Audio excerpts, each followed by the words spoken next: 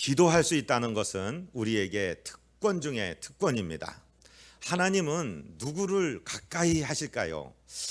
우리는 하나님께 가까이 나아가서 늘 하나님 근처에서 살기를 소원하는데, 하나님이 가까이 하는 사람이 바로 누구냐? 기도하는 사람, 예배하는 사람, 기도가 완전히 습관에 배인 생활화된 하나님의 사람들인 줄로 믿습니다.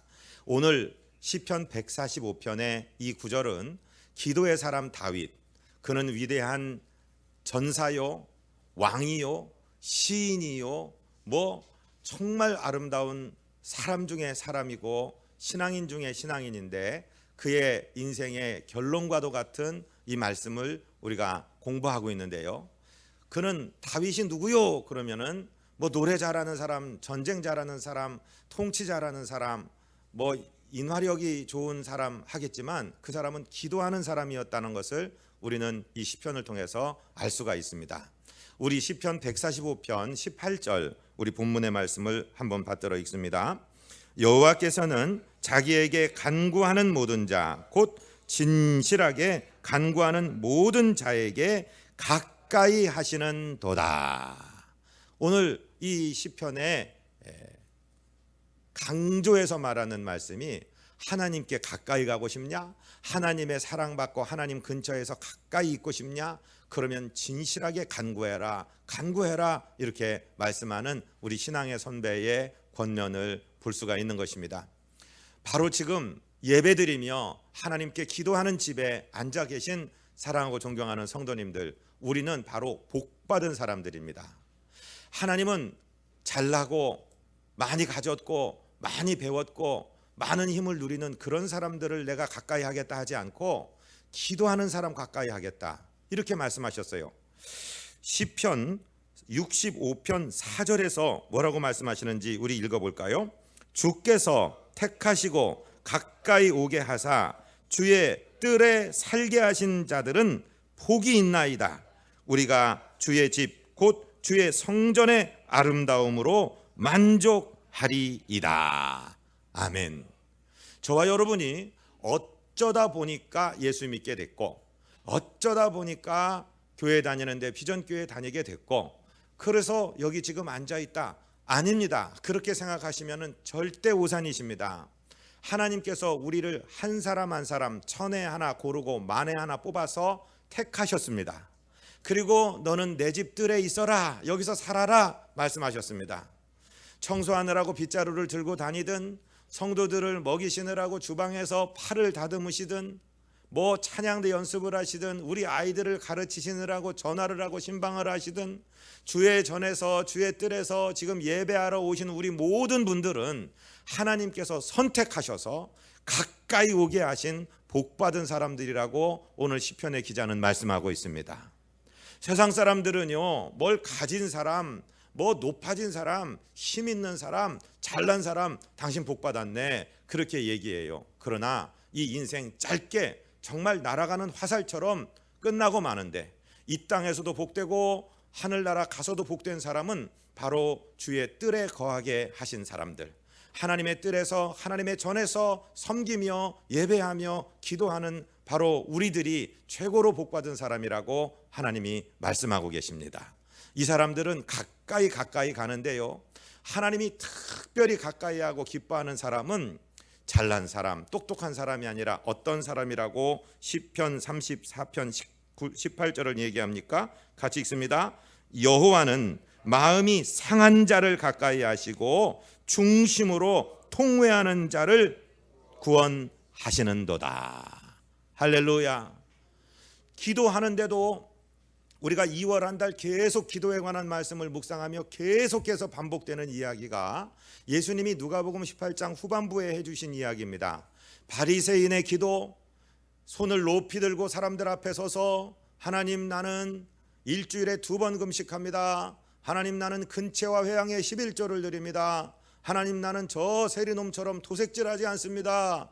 내가 의롭습니다. 그 사람이 아니라 고개를 들어서 하늘을 우러러 보지도 못하고 가슴을 치며 주여 나는 죄인이로소이다, 나를 불쌍히 여기소서, 이렇게 말한 세리가 자타가 공인하는 죄인이며 손가락질 받는 사람이 더 의롭다고 여기심을 받았다고 하는데, 사랑하고 존경하는 성도 여러분, 오늘 이 아침 우리 예배하는 이 마음이 하나님 일주일 동안 나 하나님 위해 충성 많이 했어요. 나 헌금도 두둑히 가져왔다고요. 하나님 나 잘했죠? 이거보다는 하나님 내가 하나님 앞에 왔는데 하나님 드릴 게 아무것도 없네요.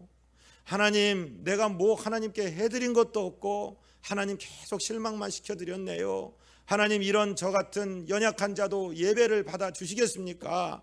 하나님 정말 회개하며 왔사오니 나를 불쌍히 여겨 주옵소서. 겸손하게 기도하고 통회하는 사람을 가까이 하신다고, 받아주신다고 말씀하시는 좋으신 우리 하나님이 계신 것을 믿으시기 바랍니다.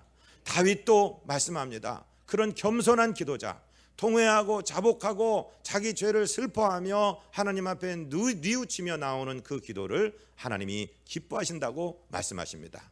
두 번째 우리가 기억해야 될 것은 이 기도하는 사람은요, 통회하고 자복한 다음에 간구하게 됩니다. 그리고 부르짖어 기도하게 됩니다. 한번 우리 스스로에게 자문해 보시기 바랍니다. 너는 인생에 몇 번이나 부르짖어 봤느냐? 부르짖는다는 소리가 무슨 뜻일까요? 인생의 모든 문제에 하나님이 어떤 선택 중에 하나이셔서는 안 됩니다. 하나님은 절대 주권자이고 하나님만 나의 소망이라고 기도하는 것이 기도자의 참된 자세인 줄로 믿습니다. 그 사람은 부르짖지 않을 수가 없습니다. 이 부르짖는다는 표현은 구약에 너무 많은 경우에 나타납니다. 특별히 다윗이라는 사람은 부르짖는 사람입니다. 하나님 이외에는 그의 소원을 들어줄 어떤 사람이 지구상에 없다는 것을 너무나 잘 알고 있기 때문에 하나님 한 분만 향해서 간구하며 부르짖었던 것이죠. 오늘 말씀 19절을 같이 읽을까요? 그는 자기를 경외하는 자들의 소원을 이루시며 또 그들의 부르짖음을 들으사 구원하시리로다. 아니, 하나님이 사랑하신다면 그저 우리가 생각만 하고 말만 해도 들어주셔야지 왜 자꾸 부르짖는 억울한 상황, 이렇게 안타깝고 어려운 상황을 만드시지요? 우리가 그렇게 자문하기 쉽죠. 그런데 여기는 하나님의 기쁘신 뜻이 있습니다. 선지자, 눈물의 선지자 예레미야는 예레미야 29장 11절로 13절에서 이렇게 말씀하십니다. 같이 읽을까요? 여호와의 말씀이니라. 너희를 향한 나의 생각을 내가 아나니 평안이요 재앙이 아니니라. 너희에게 미래와 소망을 주는 것이니라. 너희가 내게 부르짖으며 내게 와서 기도하면 내가 너희들의 기도를 들을 것이요 너희가 온 마음으로 나를 구하면 나를 만질 것이요 나를 만나리라. 아멘. 자, 이 문맥을 잘 보십시오. 그저 아무거나 술술 생각만 해도 한두 마디 기도만 해도 하나님이 우리가 말을 마치기 전에 들으시고 금방 응답하시는 그런 상황이라면 부르짖을 필요가 없었을 것입니다. 하나님은 우리로 하여금 의심하게 만들고 하나님 정말 계십니까? 하나님 내 기도 듣고 계십니까? 내 이 가련하고 애절한 이 간구를 하나님 제발 들어주시고 혹시 하나님이 들으시지 않는 것 아닙니까? 하는 이런 의심을 갖게 할 정도로 상황이 어려운 상황으로 우리를 인도해 가신다는 것을 이 문맥에서 말씀해 주고 있어요. 여호와가 말한다. 너희를 향한 내 생각이 재앙이 아니고 평안이다. 너희에게 장래와 미래의 소망을 주려는 생각이다. 그러니까 와서 내게 부르짖어라. 너희가 나를 부르짖으면 나를 찾을 것이요 나를 간절히 찾으며 부르짖으면 내가 만나줄 것이다. 이 말은 쉽게 만나주지 않는다는 것 같은 그런 의미를 가진 말씀입니다. 한두 번 기도했는데 상황이 변하지 않고 계속해서 우리로 하여금 부르짖게 만드는 상황이라는 것이죠. 하나님의 놀라운 뜻이 있습니다. 이 기도 가운데 기도하면서 우리에게 하나님과 친밀하게 하시고 하나님께 더 가까이 더 간절히 나아오게 하시는 하나님의 뜻을 우리는 발견할 수 있어야 됩니다. 일반적으로 그래요. 생활이 편안하고 문제가 없고 순풍에 돛단 듯이 가고 사업도 잘 되고 자식들도 소관석이고 부부 사이에도 문제 없고 건강에도 아무 문제 없으면 그렇게 적극적으로 그렇게 부르짖을 일이 세상엔 없습니다. 그런데 이상하게 기도의 응답을 많이 받고 능력이 있는 사람들도 계속 삶에 난관이 닥치고 부르짖지 않으면 살 수 없는 상황을 만들어 갑니다. 하나님이 다윗이 미워서 자꾸 어려운 일을 만들까요? 다윗이 미워서 자꾸 사울로 하여금 강팍하게 하고 악하게 만들어 갔을까요? 아닙니다. 그 다윗을 연단하신 하나님은 그런 상황 속에서도 끝까지 포기하지 않고 다윗이 하나님만 보고 부르짖게 만들었던 것이고, 그 부르짖음을 통해 하나님과 친밀하게 되고 하나님의 은혜를 입게 된 것을 우리가 성경 공부를 하면서 잘 알 수 있습니다. 다시 예레미야 33장 2절 3절 기도의 요절 중에 요절은 우리에게 말씀해 주십니다. 다시 읽어볼까요? 이를 행하시는 여호와, 그것을 만들어 성취하시는 여호와, 그의 이름을 여호와라 하는 이가 이와 같이 이르시도다. 너는 내게 부르짖으라. 내가 네게 응답하겠고 네가 알지 못하는 크고 은밀한 일을 네게 보이리라. 아멘. 하나님께서 어떤 말씀을 하시는데 말을 하는 나는 누구고 말을 듣는 너는 누구며 내가 지금부터 할 말은 중요한 말이다, 이 말씀을 하시기 위해서 예레미야 33장 2절에 보면 말씀하시는 당신에 대해서 여러 단어로 설명을 하십니다. 하나님이 당신을 소개하시면서 자녀들인 우리에게 아버지이신 하나님께서 말씀하시는 것은 나는 이를 행하는 하나님이다. 여러분, 저와 여러분에게 닥쳐있는 모든 문제는 하나님께서 행하시는 일입니다. 아멘. 다시 이것을 더 구체적으로 설명하십니다. 그것을 지어서 성취하시는 하나님이다. 우리 앞에 있는 문제를, 일을 만드신 분도 하나님이시오 이루실 분도 하나님이시라는 사실을 강조하십니다. 그리고 그 이름을 여호와라 일컫는 자, 이렇게 말씀하십니다. 여호와라는 뜻은 뭐예요? I am that I am. 나는 나다, 그 말씀이에요. 다른 뜻으로 번역하면 스스로 계신 분이에요. 이 세상의 모든 것은 창조주가 있고 그 창조주가 창조한 결과로 나온 피조물들인데 하나님은 창조주가 없어요. 하나님은 누가 만드셔서 계신 분이 아니고 그분이 창조주세요. 그분이 전권자예요. 그분 마음대로 되는 거예요.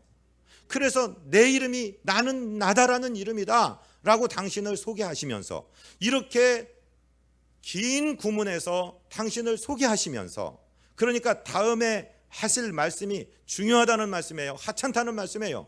중요하다는 말씀이죠. 그 중요하다는 말씀의 명령이 무엇이냐? 너는 내게 부르짖으라. 할렐루야. 여러분, 우리 인생에 부르짖으시기 바랍니다. 제가 읽은 성경에는 너무도 많은 부분에 부르짖으라는, 특별히 잠언, 시편, 욥기, 부르짖으라는 말씀으로 가득 차 있습니다. 신약에 보면은 수많은 질병을 가진 사람이 있었고 수많은 장애를 가진 사람이 있었고 수많은 문제를 가진 사람이 있었는데 주님 앞에 부르짖는 사람들이 응답받았습니다. 주 다윗의 자손이여 나를 불쌍히 여기소서, 내 딸이 흉악히 귀신 들렸나이다. 주 다윗의 자손이여 나를 불쌍히 여기소서, 나는 보지를 못합니다. 내 눈을 열어주소서. 부르짖었던 사람들이 응답받았던 것을 우리는 너무도 많이 알고 있습니다. 부르짖는다는 것은 목소리를 크게 해서 소리 질러라, 물론 문자적인 뜻은 그 뜻인데 마음에 간절하게 나는 이 응답을 받지 않으면 살 의미가 없습니다, 소망이 없습니다, 나는 주님밖에 없습니다라는 애절한 간구의 표현이라는 것이죠. 그 사람들의 기도를, 그 소원을 이루어 주시고 그 부르짖음을 들으시고 응답하신다고 말씀하십니다. 사랑하고 존경하는 성도 여러분, 올해 가기 전에, 아니 이번 달 이 마지막 주 가기 전에 하나님께 부르짖는 기도를 회복하시기를 주님 이름으로 축복드립니다. 이 부르짖는 기도를 하면은요 하나님이 응답하세요. 아니 좋으신 하나님이 그냥 살살 묵상으로만 기도하고 생각만 해도 응답해 주셔야지 왜 자꾸 부르짖게 만들어요? 그렇게 물으시기 쉬운데요, 부르짖다 보면 하나님과 우리 사이가 가까워져요. 하나님과의 친밀함이 이루어져요. 그래서 예레미야 33장 3절에 보면은 너는 내게 부르짖으라, 내가 네게 응답하겠고 네가 알지 못하는 크고 비밀한 일을 네게 보이리라. 응답뿐만 아니라 뒤에 보너스가 달려오는데, 보너스가 무엇이냐? 하나님이 다른 사람에게 말씀하시지 않은 것을 알려주시겠다. 보지 못하는 것을 보여주시겠다. 들려주지 않은 것을 들려주시겠다. 하나님과의 채널이 열리기 시작하고 영안이 열리기 시작하고 하나님의 음성을 들을 수가 있고 우리의 인생이 하나님과 친밀한 인생으로 바뀌게 되는 보너스가 있다는 것입니다. 이 사실을 믿게 되시기를 주님 이름으로 축복드립니다. 이렇게 기도하는 사람들은요, 이제 하나님을 문제 있을 때 찾아오는 무슨 해결사로 만나는 것이 아니라 내 아버지 하나님으로, 나의 주님으로 하나님과 동행하며 친밀한 삶을 나누게 되는 것입니다. 자, 20절 말씀을 같이 읽습니다. 여호와께서 자기를 사랑하는 자들은 다 보호하시고 악인들은 다 멸하시리로다.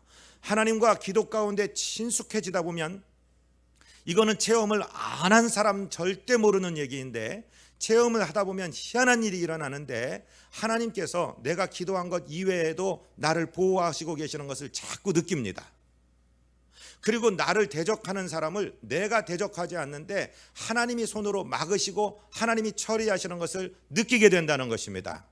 하나님과 친밀함 속에 들어가는 우리 비전 성도들 되시기를 주님 이름으로 축복드립니다. 여러분, 기도로 한번 부르짖어 보세요. 기도의 응답의 체험들을 자꾸만 쌓아 보세요.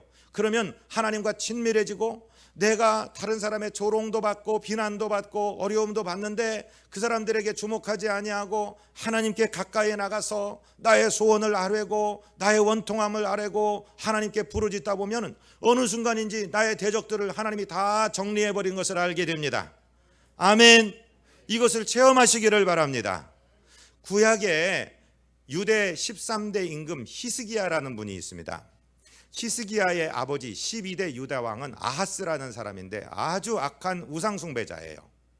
그런데 히스기야는 그런 악한 아버지를 두었지만 이 사람은 왕이 25세에 되어서 예루살렘에서 20년을 통치하는데 자기 민족들이 어려움을 겪는 것의 원인이 우상숭배라는 사실을 알았습니다. 그래서 종교개혁을 일으킵니다. 하나님의 예배당에 있었던 그 옆에다가 바알, 아세라상을 세워놓고 우상을 섬기던 것을 다 정리를 해버렸습니다. 레위인들을 구별하여 성별하고 제사장들을 다시 세워서 하나님께 희생의 제사를 드리게 하고 우상 숭배자들을 쫓아내고 일대 종교 개혁을 일으킵니다. 그런데 그런 어려움 가운데도요, 시련이 있어요. 이 아수르라는 나라가 최강대국으로 그 당시에 번성해 나가면서 이미 북왕국 이스라엘을 삼켜버렸습니다. 그리고 유다까지 침공하려 할 때 그는 이 히스기야라는 임금님은 이사야라는 선지자를 가장 가깝게 지냈습니다.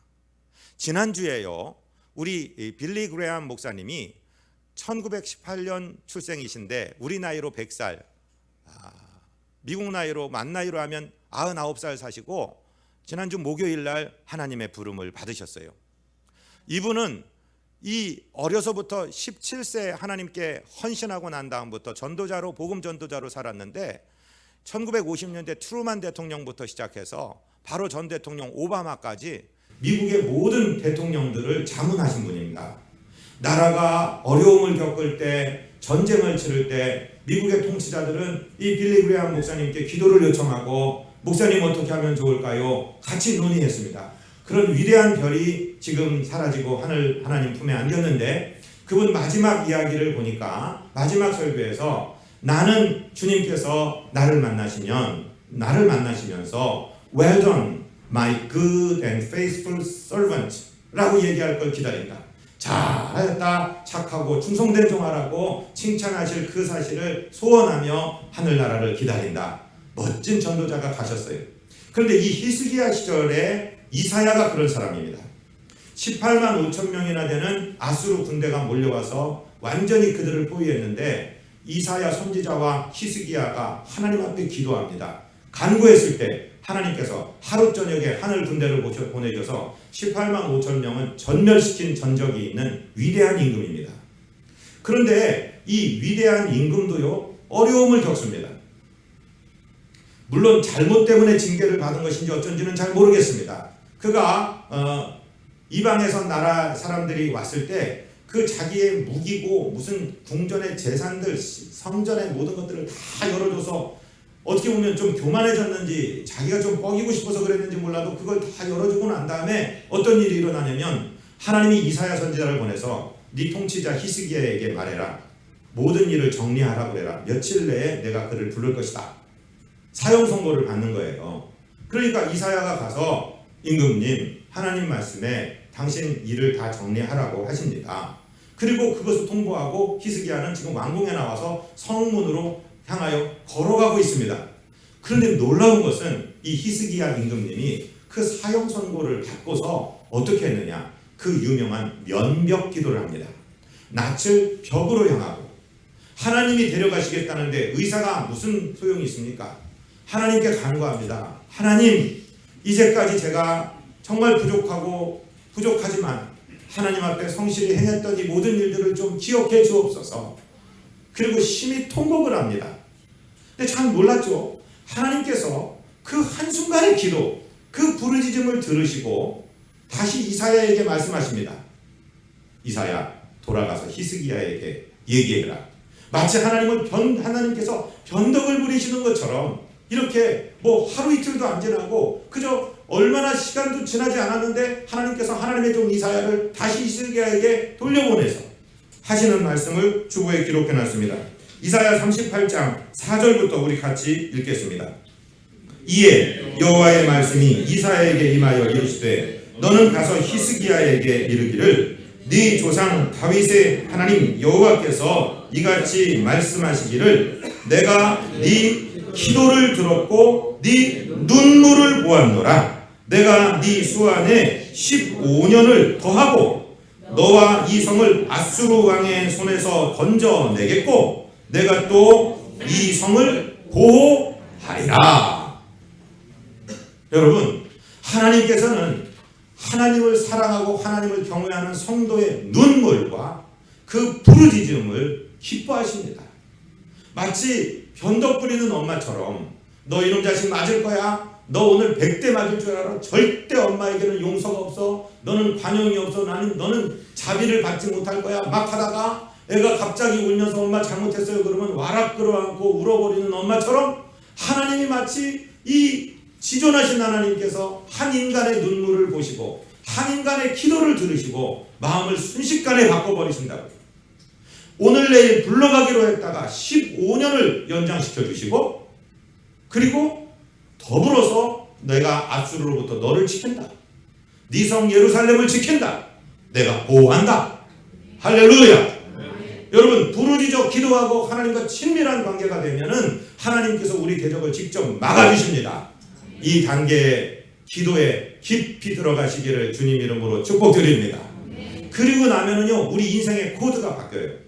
옛날에는 내 마음대로 내 승질머리대로 살다가 주워 맞고 두드려 맞고 어려움이 되면 전부여 의지 없어서 이러고 와요. 앵앵앵 사이렌 울리는 119에 실려가는 사람처럼 와서 하나님 앞에 잘못했다고 기도하고 하나님이 그 문제 풀어주시면 또 언제 내가 예수 믿었냐는 듯이 세상에 나가서 죄 짓고 방황하다가 또 주워 맞고 터지면 또 하나님께 오는 이런 다람쥐 쳇밥 기도는 이런 초보신앙에서 이 기도의 부르짖는 기도의 능력을 알고 하나님과 기도를 통해서 친밀한 관계에 들어가고 나면 이제는 우리 인생이 완전히 찬송하는 인생으로 바뀝니다.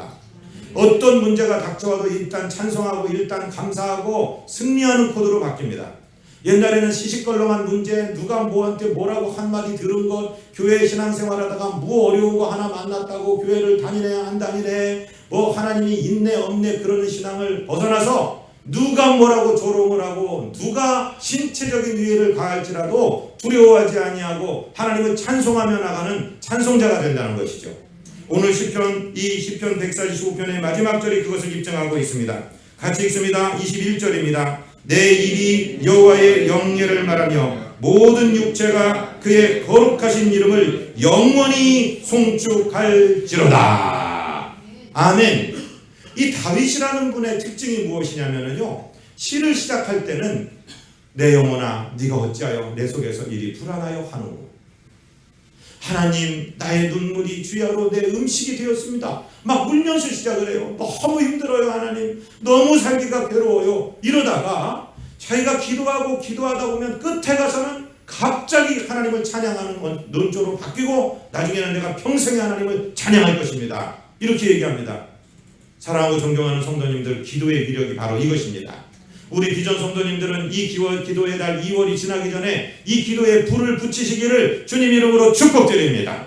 그래서 이제 기도로 이기시기를 바랍니다. 어려우면 어려울수록 더 부르짖으시기 바랍니다. 그래서 이제 인생의 코드를 이제 깨지고 넘어지고 문제 가운데 기도하다가 또 세상으로 돌아가는 이런 악한 사이클이 아니라 선한 사이클로 바꿔서 이제 문제만 생기면 찬양하고 더 큰 제목으로 부르짖어서 응답받고 또 하나님을 찬양하고 하나님의 영광을 드러내는 승리자로 살아가시는 우리 모두 되시기를 주님 이름으로 축복드립니다. 하나님 우리 아버지, 우리 사랑하는 비전의 권속들이 기도의 종들 되기를 원합니다. 주의 은총 가운데 승리하는 종들 되도록 역사하여 주시옵소서. 잡으라한 문제의 시험에 빠지지 말게 하여 주시고 오직 기도하고 부르짖어서 주님으로부터 응답받을 뿐만 아니라 주님과 친밀한 종들이 되어서 주님과 영원히 찬송하며 영광 돌리며 승전의 보고를 드리는 승리의 코드를 잡는 승리자들 되도록 인도하여 주옵소서. 우리 구주 예수 그리스도 이름으로 믿사옵고 축복하고 간구하옵나이다. 아멘. 이제 우리 369장 찬송하며 봉헌하시겠습니다.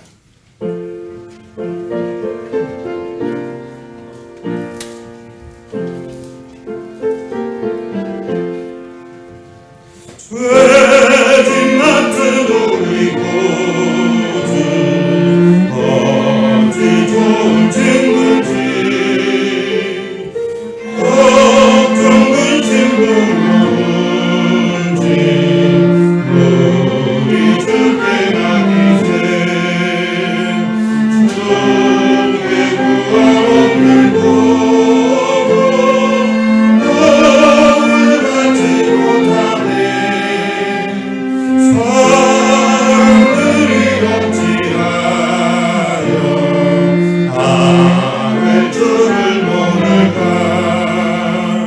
시험 걱정 모르게 없는 사람 누군가 어지럽지 하신 말고 들고 두려워하면서 이런 진실하신 친구 찾아볼 수 있을까 우리 약한 지오니 어찌 아니하는가 근심 걱정 무거운지 아니 진짜 누군가 피난처는 우리 예수 주께 기도하세 세상 친구여 주시라오 너를 졸업하여도 예수 품에 안기어서 참된 위로하겠네. 아멘. 우리 한 1, 2분 동안만 기도하시겠습니다. 오늘 들으신 말씀을 생각하시면서 하나님 내가 주님과 기도줄을 잡기 원하고 하나님 다른 어떤 세상 것보다 주님 가까이 하기 원하고 하나님 내가 기도하여 하나님과 친숙하여져서 하나님의 계획을 알고 내 대적도 하나님이 처리해 주시고 하나님 주님 섬기는 기쁨을 넘치게 하여 주옵소서. 우리 주님 한번 부르고 기도드립니다. 주여 거룩하신 우리 아버지 하나님 사랑하는 성도들이 주의 전에 나와 기도합니다. 하나님 우리 아버지 신앙생활하면서도 마음이 칼칼하고 아버지 하나님이여 기쁨이 없고 무기력한 것은 하나님 우리들이 주님 앞에 부르짖지 아니함입니다. 하나님 간구하는 자 아버지 경건한 마음으로 하나님을 두려워하며 부르짖는 자 하나님이 가까이 하시고 하나님이 사랑하시며 그 소원을 이루어 주시고 구원하여 주신다고 말씀하셨으며 아버지 그뿐만 아니라 하나님께서 우리와 친밀하여서